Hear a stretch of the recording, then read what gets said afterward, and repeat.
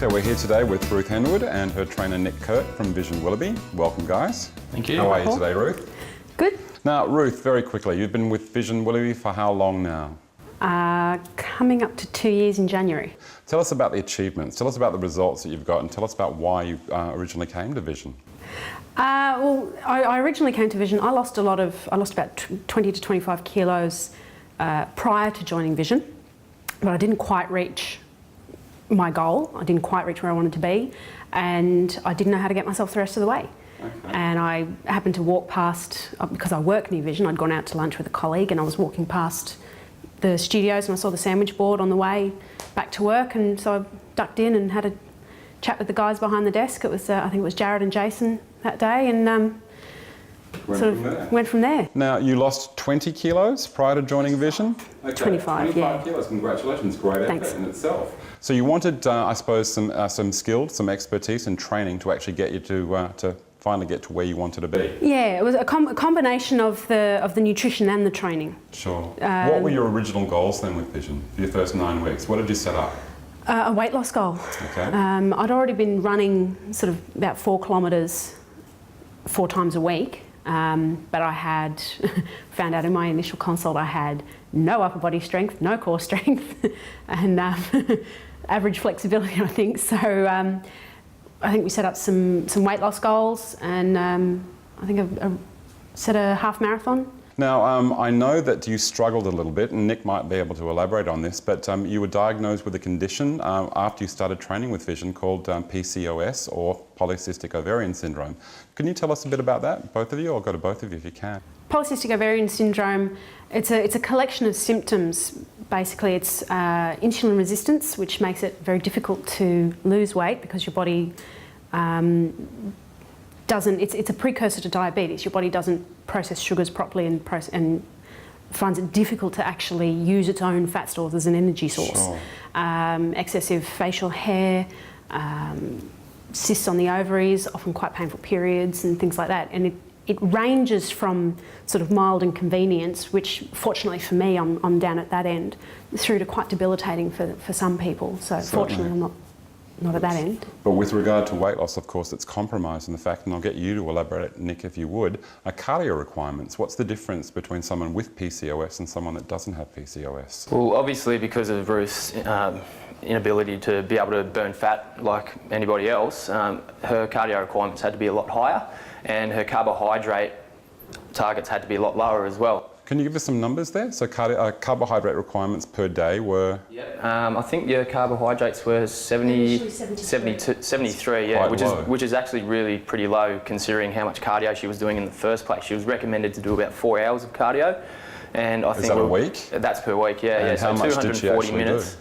And she was going upwards of 300 to 360, so 5 to 6 hours a week. So with such a little energy intake, that was a real struggle for Ruth, and you know, it made my job a lot easier because I thought it was beyond my expertise because, you know, it was a pretty unique condition. But So yeah, I understand there was a little bit of frustration. Obviously, being diagnosed after you started training with Nicholas. Again, adherence to food diaries, adherence to cardio requirements were all met. We know that. We know how diligent you are. So with regard to the PCOS, it must have been a revelation to understand why things weren't working for both of you. And now, Nick, with regard to cardio, obviously, I suppose you had to encourage Ruth to actually do bigger requirements. So you would have maybe set specific goals that would have helped her get to that cardio requirement. And I know that she's achieved some amazing results in the last 18 months, and we'll get you to list those. But with regards to the cardio, I suppose the half marathon was the first target. So tell us about that, the training. Well, I guess the first thing we did was try and set weekly goals for her cardio requirements. So, you know, if Ruth was struggling, you know, to get her weight down, which was her first goal, which was her initial goal, from week to week, we'd increase the cardio a little bit, and to her credit, she'd do that even though she was on such a low carbohydrate target. You know, she'd still get through all that cardio. Sure. And it was a testament to her character to do that as well, because a lot of people would really find it a tough ask to do that. A lot of people can't even hit their their own cardio requirements, let alone do more. Absolutely. Go the Well, up extra to an hour mile. a day is a huge request. Yeah, absolutely. So again, it must have been a revelation for you also, Ruth, to understand that there was a condition that was keeping you back. Yeah. So did you feel sort of a little bit sort of, I suppose, relieved when you could understand why things weren't working and the adaptation, of course, to where you get to where you are now? I actually felt cheated. Really? I felt it wasn't fair. It's like I'm doing everything right and it's not working, and you know this is why. And yes, so there was a certain element of relief in that. Yes, now I understand why, but at the same time, it's like why? Yeah, exactly. Why me? No, I It's can understand not- again a frustration as Yeah. well. With regard to events now, because I've heard the list, could you just list exactly what you have achieved in the last 18 months with regard to your training?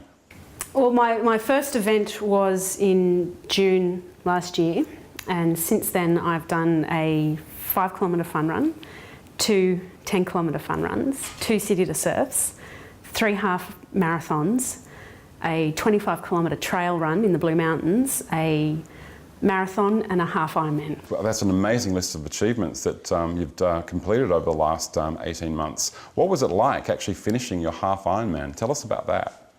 That was huge. That was excellent. There had been so much time and effort gone into it, and so much support from everyone, and actually running up the blue carpet with the big finish banner at the end, and I'm running up there. It's like I've been training for this for 6 months. It's here. It's done. I've done it. I've never done something this big. And then the commentator yelled, "And here's another one, Ruth Henwood from Newington. Come on, you're nearly finished." It was just absolutely fantastic. What time did you do the whole event in? 7 hours and 22 minutes. A long time, a lot of exercise. It was a long day. Well done indeed, seriously. So the training for that, Nick, exactly what requirements, again, did Ruth have to achieve? What did she have to deliver? Ruth was doing upwards of, I can't even remember how many hours it was, because I used to write it down in minutes, and it took me so long to calculate it because it was so many. It was up towards 700 to 800 minutes of cardio, which is going up towards 12 hours, I think, Per week. off the top of my head. The biggest week was 15 hours. 15 hours of cardio, yeah. So she was doing a lot of training, and it was a lot of specific training that she was doing outside of the gym as well. She was doing a lot of riding and swimming and Sure. and running as well. So the biggest focus, I think, for me was to try and keep Ruth accountable to all of that. So the weekly report was huge in her weight sessions, and obviously trying to help her maintain muscle mass through her weight sessions. And doing a bit of non-specific training, some cross training and stuff like that. So, but the biggest thing I think during this period with Ruth was the accountability, and obviously some of the sprint training that we did on the treadmill. Sure. Ruth was talking about how great the feeling of crossing the finish line was for her, and seeing the blue carpet and the whole thing. And that's what I tried to get Ruth to visualise when we were doing these sprints. And I think for her to tell me that, you know, to reflect on that and to give me that visual was really rewarding for me as a trainer to you know, after all those times on the treadmill and, you know, trying to push her through it and using that visual motivation, for her to come back and tell me how great that feeling was. That was a really rewarding moment for me. Absolutely, I can imagine. You guys have a great relationship, don't you? Yeah. With regard to that, now you've been with Vision for almost 2 years. What's kept you there? The whole culture with Vision is just so supportive. Tell us about that. It was a perfect example. When I was training for the half Ironman, you have to do a brick session where you do a ride and then you get off the bike, change your shoes, and go straight out for a run to get your body used to switching from cycling to running. And my brick session was usually on a Thursday morning, where I'd leave my shoes and stuff at the gym on a Wednesday night. So I'd ride from home to the gym, race upstairs, grab my shoes and go out for a run. And as soon as I got into the studio, all the trainers is, "Come on, Ruth, transition, you know, and everyone's just, saw all these poor confused clients not knowing what's going on as I come racing past, put my shoes on and race back out down the stairs. You know, it was just, it's so supportive. And I mean, Nick's been fantastic. Just like when I'm struggling personally, like with a moment, you know, because there's cake for morning tea, which they do at work regularly, or if I'm having a bad day, like Nick gets bombarded with emails and phone calls you send and text a text messages. message, and when you're compromised, you send him a text message for support, don't you? Help me out here. Yeah. What do I do? Yeah. That's great. That's a great relationship building skill. It's just been fantastic. With regard to the culture, again, as you were talking about earlier, you threw yourself into the group activities to start off with. Now Nick takes a cross-training group, and you did that on Thursday mornings at 6 a.m. Yep. That, I suppose the culture extends beyond that now. So you've got a good friend network and a coffee crowd that you actually, again, from the gym that you actually regularly see. Tell us about that. Tell us about the culture outside of the gym. That's also, I mean, it's great to be able to share your journey with someone else and to share their journey as well, knowing, like, I've got friends who are going through the same things that I was going through a couple of years ago, or setting and achieving their own goals. And I've got friends within the studio who they're sharing my journey and I'm sharing their journey. And one of my friends, her first half marathon was in May, and I'd already finished, but I saw her coming through, and just being able to cheer her on and to watch her finish, knowing how much that she'd put into it. Sure.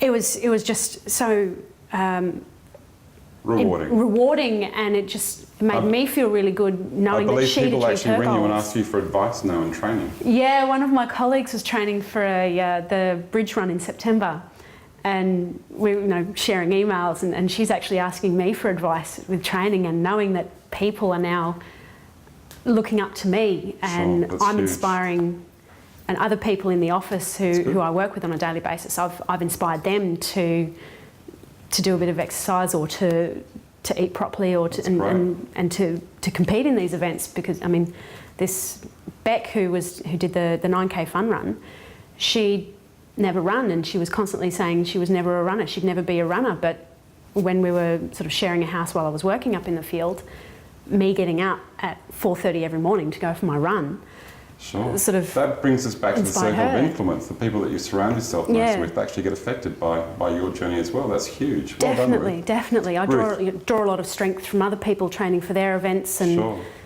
Great that we're all social network.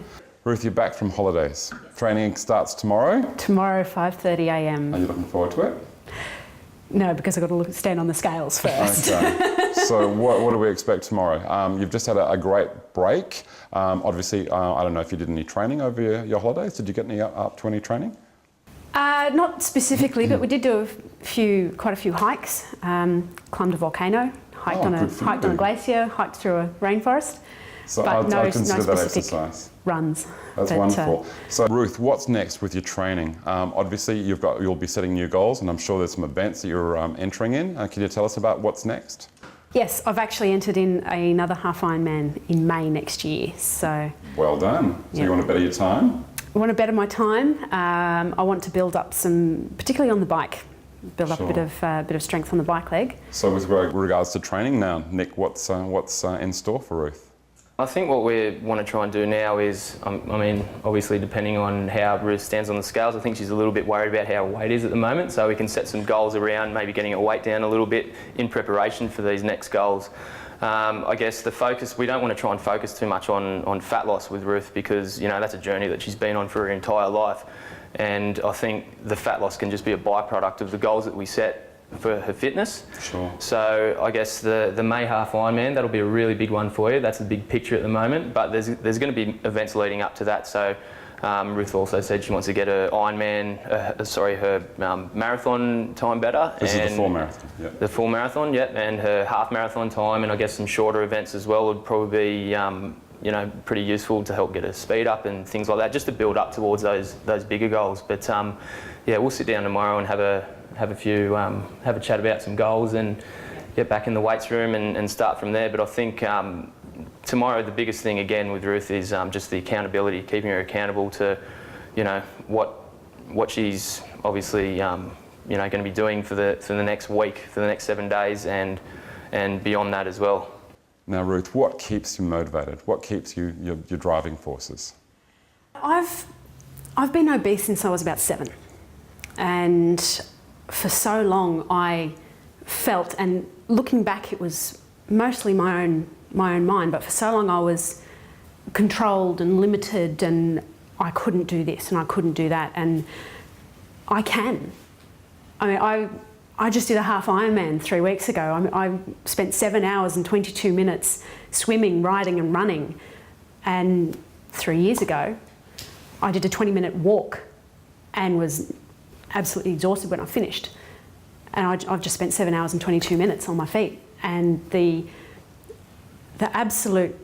elation of crossing the finish line, knowing that you've achieved what previously seemed impossible, it just inspires you to go around and set another goal, do it again, do it faster, do it better, do a different one, do a harder course. That's what keeps me going. So again, with your training now, we predominantly focus on fat loss, but I suppose the achievements that you've maintained or achieved and maintained of your physical fitness and your strength now. I mean, again, you were just saying how good it makes you feel to enter an event. So you'll see this going on for the rest of your life? Do you think this is continuing forever? Definitely. Good. That's great news. So I guess training, with regard to someone there for you, being there for you, what importance do you place on having someone in your corner to guide you and to lead you? Huge. It's having Nick there, knowing that I've got someone who I can call on for advice, call on for expertise, call on for a distraction when there's a chocolate cake sitting on the counter at work because it's been somebody's birthday. Just knowing I've got someone there who wants me to succeed, it just gives such a push, and knowing that I don't want to disappoint someone who I respect and who I look up to. I don't want to disappoint him because I can do it. Not doing it is just, there's not much point. I can do it, so why not? Nick, can I direct the same question at you? What motivates you? I guess it comes back to our mission at Vision, you know, to transform people's lives through education, motivation and inspiration, and Ruth living that massively through the inspiration part. I mean, she helps me with my training. I do a lot of running events myself, and you know, if I'm hurting really deep in a training session, I'll draw back to things like people who inspire me, and Ruth's one of the biggest things. You know, if I think I'm hurting, you know, 30 k's into a run, then I'll look back at Ruth and I'll think, you know, I'm not really hurting because somebody has just come from being obese since that was 7, lost 30 kilos and has just done a half Ironman. I'm not hurting at all. So that's huge for me, and I think she's a big inspiration to everyone in the network in that regard. So for her story to get out there, I think is massive, and I know a lot of people are inspired by it as well, trainers and clients alike. I believe, and again, like me, Ruth, you're an advocate of Vision. You love the Vision program. Definitely. Good to see. Absolutely. It's the knowledge that I've gained from knowing why things work, why they don't work, what I should eat and when and how much to achieve what I want to achieve, and what effect that's then going to have on my body, on my training, on everything. And just that knowledge is just so powerful, and such a gives such a sense, almost freedom isn't the right word. It's more a sense of empowerment, of control, of it's just everything. You're controlling your own self. You're not being controlled by external factors. So with regard to your trainer though, I think it's probably the accountability. That's from the trainer. One of the huge things. And again, motivation. Which has been fantastic. Accountability, motivation, the whole thing. Just knowing that I've got somebody standing there behind me, pushing me when I need it. You know, giving me the advice, the random phone calls that I've given Nick when I've been struggling. It's just fantastic. Now I see this relationship going on, continuing for a while. I walked in the door 2 years ago and thought, I'll hang around for the 6 months, learn what I need to learn, and then go. And 2 years later, I'm still here, so. Thank you very much, Ruth, for sharing so much with us today. I really appreciate it, and thank you, Nick, too. You've been very open and very candid. Good luck with your training, getting back into it. Good luck with any events that you continue to do in the future. Thank you for coming.